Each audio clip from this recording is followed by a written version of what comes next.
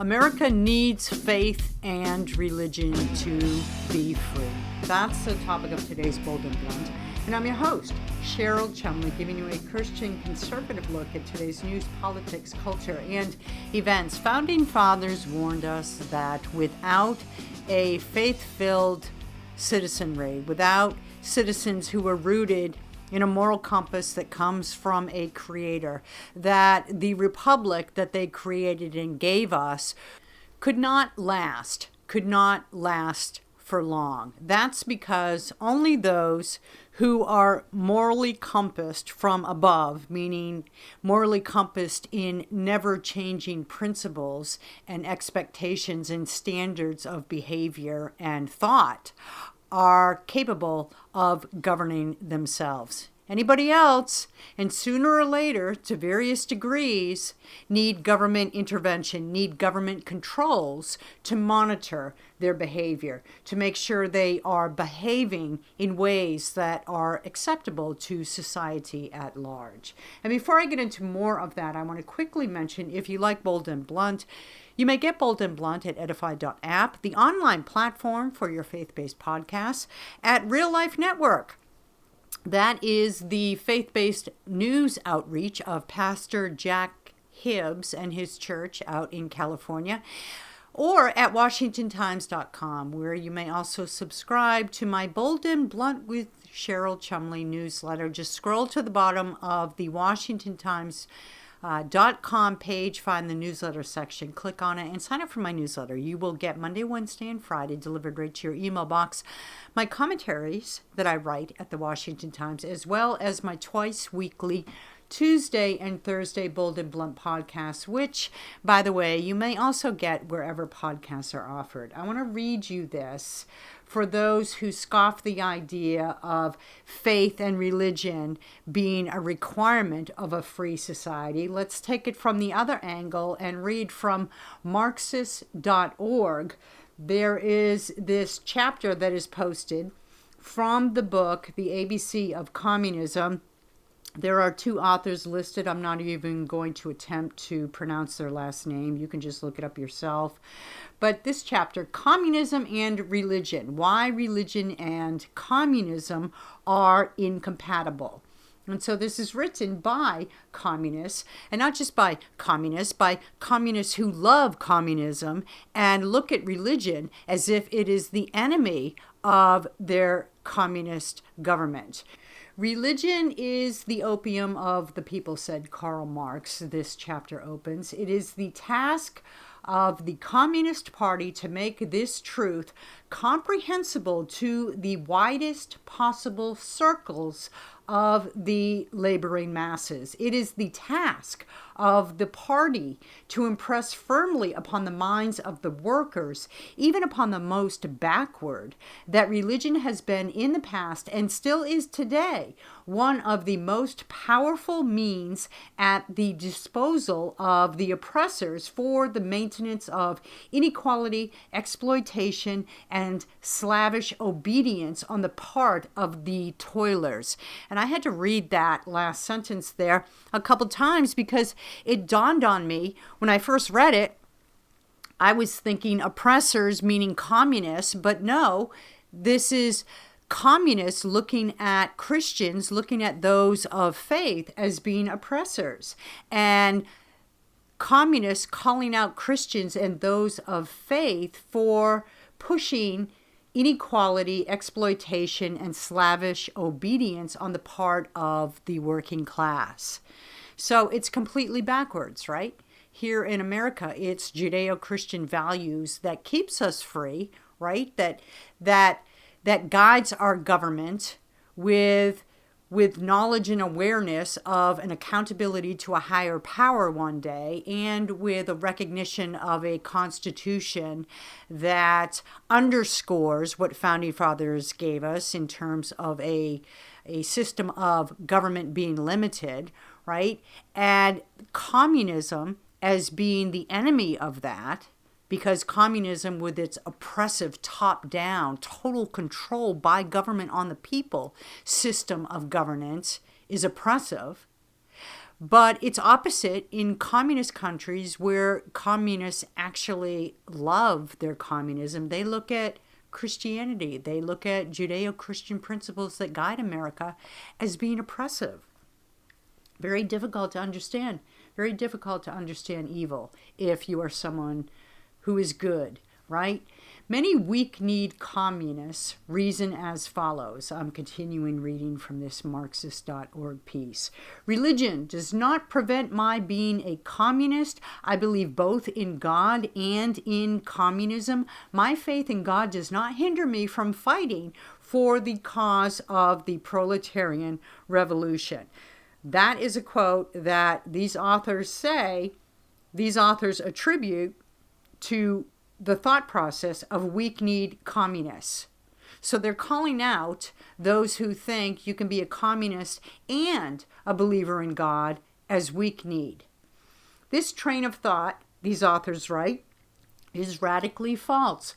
Religion and communism, here's the money quote, religion and communism are incompatible both theoretically and practically. So for those in America who think that it's ridiculous that we need faith in America to stay free, look at it from the viewpoint of communists, and one of the things that they seek to drive out from their country, from their communist system is religion, because they view it as a conflict with their communist ideology. One more paragraph from this Marxist.org piece. In practice, no less than in theory, communism is incompatible with religious faith. The tactic of the Communist Party prescribes for the members of the party definite lines of conduct. The moral code of every religion, in like manner, prescribes for the faithful some definite line of conduct. For example, the Christian code runs, "Whosoever shall smite thee on thy right cheek, turn to him the other also."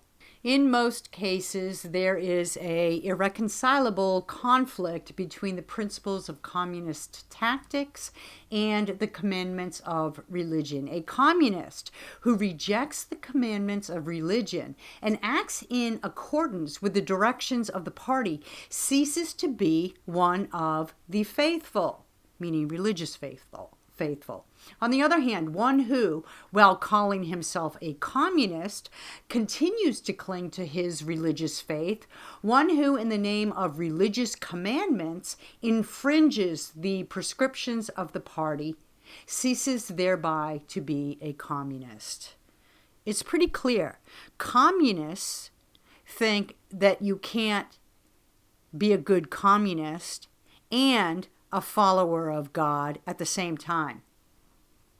So if there are people in America who think that America can stay free without a faith-filled community taking part in the culture and politics of this nation, I would say read what communists think. Because communists know that one way to drive down a nation and seize the individual liberties of the citizens of that nation, and to exert total top-down controls, total top-down government controls on the people, on the economy, on the school systems, on everything. One way to do that is to get rid of religion. Because why would communists want their obedient masses praying to a God for solution when the communists want to be the ones who give the solutions? And by solutions, I mean the communists want to be the ones to hold the power so they can decide who gets solutions, like solutions for hunger, who gets to eat, who gets food, who gets solutions for transportation, who gets to drive a car, who gets to travel freely. Those are things that communists want to control. And so they don't need a whole bunch of citizens looking to God for these solutions and listening to what God tells them to do in terms of of exploiting their own talents and skills and so forth that God gave them so as to provide their own solutions absent reliance on government. Communists don't want God getting in the way of their communist rules and communist dictates. America, taking a cue from that, right, ought to realize that the bigger government grows in America, simultaneously, the farther people turn from church and from godly governance and biblical principles, that these two things don't happen in bubbles. They're not a coincidence that at the same time America's government is growing bigger, American citizens are growing more and more secular. No, the secularization of America automatically and eventually leads to a bigger, biggest government. So the problems in America, as many as they seem at this point, are really all rooted in one thing. And that one thing is that Americans have turned away from God. Americans have put their faith on the back burner in pursuit of materialistic gain, such as bigger houses, more cars, college educations for their kids, padded 401ks. And they have forgotten the foundations of America, which is the quest for religious freedom, because it's religious freedom, it's faith, it's belief in a creator, a higher power that lends itself to a limited government, and also politicians and government leaders who are restrained in what they try and do because they realize themselves there will one day be accountability to a higher power. But that's enough from me on this. I have a guest today who can state it so much clearer, because she has just written a book about the need to have faith in politics, and I can't wait for you to hear what she has to say. Her name is Christy Stutzman. Christy, thank you so much for being on Bold and Blunt. It is so great to have you here. Thank you so much, Cheryl. It's great to be with you. I love your new book. This is exactly the theme that I love to talk about, the need for a return to Founding Father principles, specifically Judeo-Christian principles. Your book, The Spiritual Price of Political Silence. Talk about why you wrote it. Yeah, well, thank you so much for what you're doing, for being an articulate voice, speaking truth into the culture. Thank you. It's been something that I've been concerned about for a long time, and we just need more voices out there talking about it. So thank you for what you're doing. Thank you. I wrote the book because I truly believe that we look around us, the insanity and chaos that we see is happening in our world, and we just can't believe it sometimes. We're just kind of in shock of, how did we get here? It really is a direct result of the disengagement, and this is my belief, of the disengagement of people of faith in America. And the reason I say that is because the Founding Fathers clearly, as you've said, many times before, that they clearly said if people of faith are not involved, this isn't going to work. This experiment in, our Democrat Republic is not going to work. So, when we disengage, that has direct results on how things go in our culture. And, culture is downwind. Politics is downwind of culture. And we've seen our cultural decline. And, in this book, I wanted to just kind of, first of all, do a refresher course on our Judeo-Christian founding. But second of all, do an analysis of where the seeds happen of this cultural Marxism that we're seeing. And, I don't I don't say anything or hold anything back as far as we have to start in our homes. We have to start in our communities. We have to start in our churches and our places of worship. That's truly where we're going to change the culture. It's with us. It's within our hearts, our homes, and our communities. Absolutely. And I'm curious, because I agree with you wholeheartedly, right? I think we're one and the same on this. But was there a specific news item or specific moment in time where you can point to and say, that's it, I got to write a book about it. The evil is just so emboldened now, I just have to do something? Or was it more a slow awakening? I think, it's been kind of a slow awakening over the last 10 years. And, I'm a music teacher, I'm a music composer, and never really saw myself getting involved in politics. But I was newly married. We had just started, actually, I had just started a business. My husband already had businesses before we got married, and we've had our first child. 3 weeks later, 9/11 happened.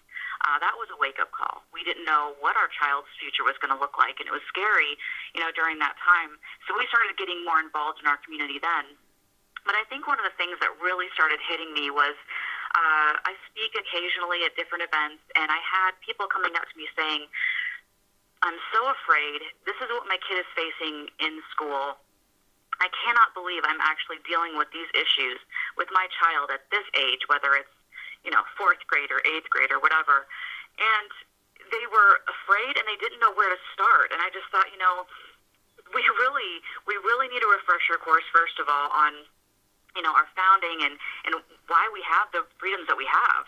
But then also we need to know where this came from so that we can address it and we can take action. And so, part of my book is saying, just step by step, how you get involved. It's not as hard as you think, and it is our right, it is our duty as Americans to be involved.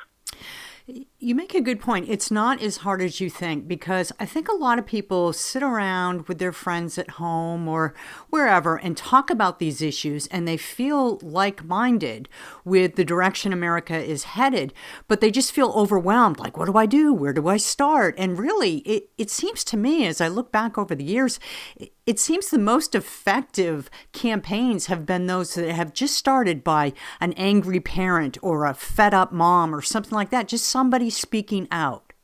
Yes. I mean, we see that with Moms for Liberty right now. Yes. It's gaining huge momentum. Why? Well, because moms are fed up, and they're actually taking action. They're saying, okay, let's organize. Let's do something about this. I mean, don't mess with my kids.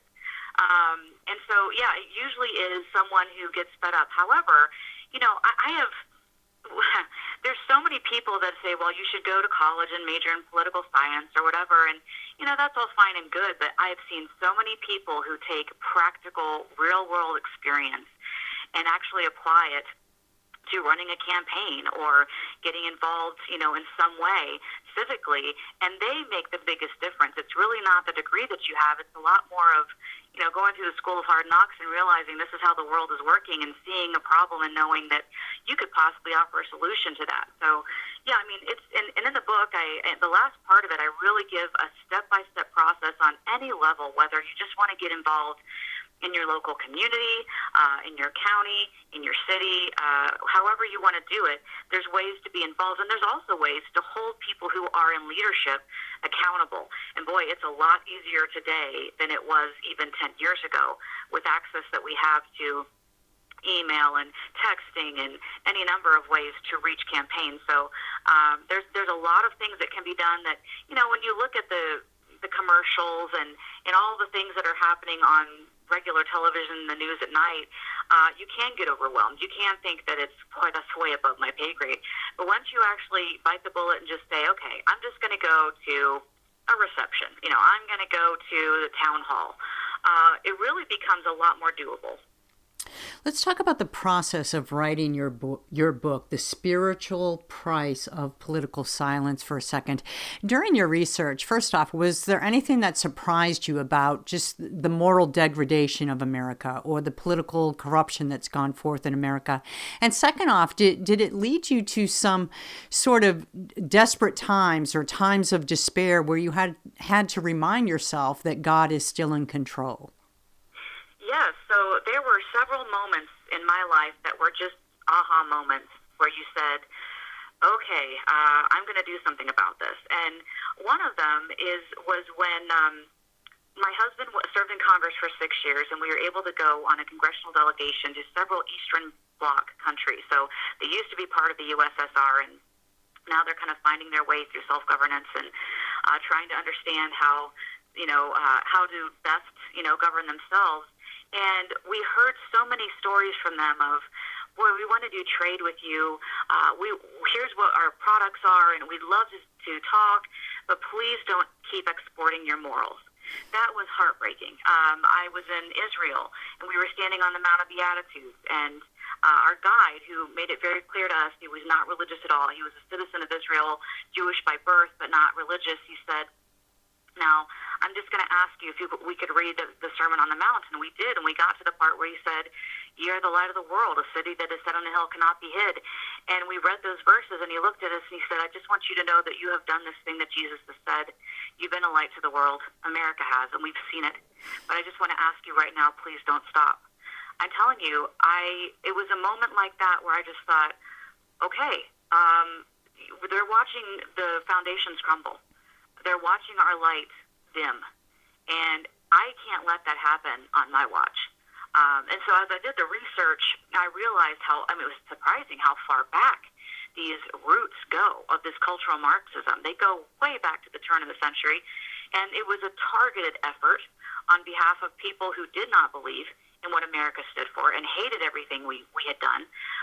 And it was an undermining of our understanding of our own liberties, and it was done on purpose. And we've seen generations now who have kind of been confused by this teaching, and it's really sad to see that. But at the same time, I think, there's enough of us out there, and it's all hands on deck right now. It's time for us to rise up and be bold. And I love the title of your podcast, Bold and Blunt. That's what we need right now. So when you look back on recent years in America, and this is a question that I struggle to answer myself, do you think America has grown increasingly dark in terms of emboldening the evil to come to the forefront? Or is it just because people like you and me are becoming more aware of it, and so it seems that way? Yeah, it seems like it's been growing for quite a while, and maybe we've been so concerned about whether we're sending missionaries overseas or doing good around the world that we're not keeping our own house in order. But we really have, and I really think it goes back to the root of this book, and that is there is a spiritual price to political silence, and a lot of the church walked away from being engaged in politics because it was ugly and it was dirty and it was there was corruption there. But really, the answer is found in us. We have to be at the table. If people of faith are not there in the discussions, then you're not going to have that moral compass guiding the decisions that are made, and there's going to be repercussions. And I think we're seeing that in our society today. It has grown darker. And I think a lot of us are, waking up to the fact that we do have the power to change it. And the most encouraging thing in my research was the fact that, as dark as it is, and as I guess divided as we are as a country and as a culture, I think the answer is still there, and it still works. We still have the tools at our disposal to change this thing. And if people of faith unite and say, okay, enough's enough, and we need to get our own house in order so that we can help others around the world like we have in the past, then I think we're going to see a quick change. People are always drawn to the light. They're always drawn to truth. My great-great-grandmother, I was doing some research, and my 7 times great-grandmother was a patriot listed by the Dodge American Revolution and several others as helping Anthony Wayne during the winter of Valley Forge at her farm there in Valley Forge. And she had him camped there, and an incredible story. But on her deathbed, this little Quaker woman who had helped so many sick and poor and had been such an influence in her community, the last thing she said to her family was, "Be valiant for truth." And I was sitting there reading the words of my 7 times great-grandmother thinking, what else should we be valiant for? That's the thing. We need truth, and people are drawn to it if we speak it.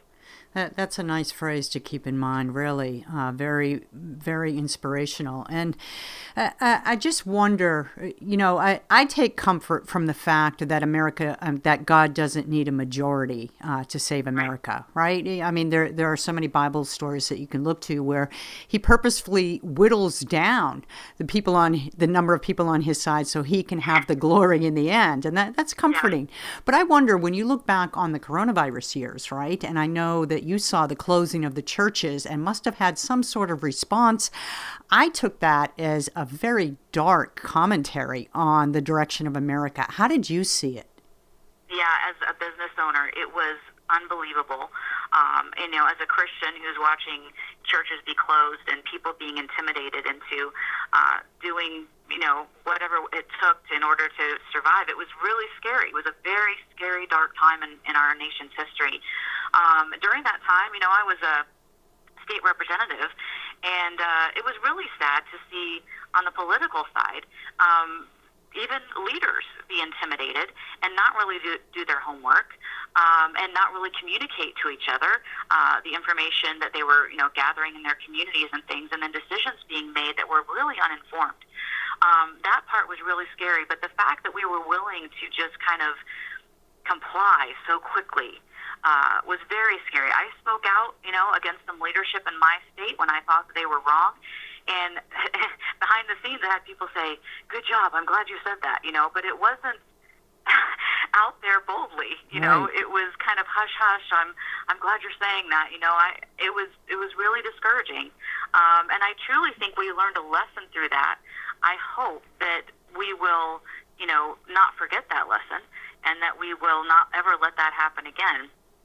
But it was very scary to realize how many people were just so easily just complying with things that were actually robbing them of their freedoms. Yeah, it's so easily and voluntarily giving up freedoms. The Yeah. church's closing was just, it was so despicable to me. But just to finish up on this note, in your book, The Spiritual Price of Political Silence, I wonder, did any of your research lead you to have optimism about the coming generation of leaders? Because we see so many polls that show these younger generations are embracing socialism. They're looking at America as the cause of all the world's ills and so forth. What do you find? Well, they are, and they've been almost indoctrinated from a younger age than even my generation, which would be Generation X. So, yes, they have been indoctrinated. A lot of them are, believing it wholeheartedly. They're all looking for a cause, and every young person, all of us, when we went through those years, we were looking for a cause, and I think they're choosing some of the wrong causes because of the misleading that they've been given. However, it is my prayer, and it's my observation, too, that there is a remnant of people who are raising their children. There's a lot more homeschooling right now. There's a lot more alternative schooling, and there's also access to more information. So it's my hope and prayer that this new generation, first of all, I think I have seen they have experienced a lot of darkness. And when you do that, you start desperately looking for light. And so I truly believe that even out of darkness, we could see a generation rise up and go, no, I don't want that. I want this. This is truth. This is light. This is going to feed my soul. And so I truly believe that, even in the darkest times, good can come out of it. And we see that, God does that throughout all history. And I do believe there's a remnant in this generation who are rising up. And, we see TPUSA, huge movement of young people. My son has been part of that, and he's gone to their conferences, and they're huge. And so many kids who are, passionate about, they want to be patriotic about America again. They want to be hopeful. It was really hard for me to hear my teenagers say, I don't really have much hope in the future. That was not the way I was raised, and that wasn't my mindset at that time. And so that was disheartening to me. But then to see movements like Charlie Kirk's movement and others who are really reaching out to young people and empowering them to not just study and learn, but also speak out boldly and articulately, I truly believe that they're going to make a difference.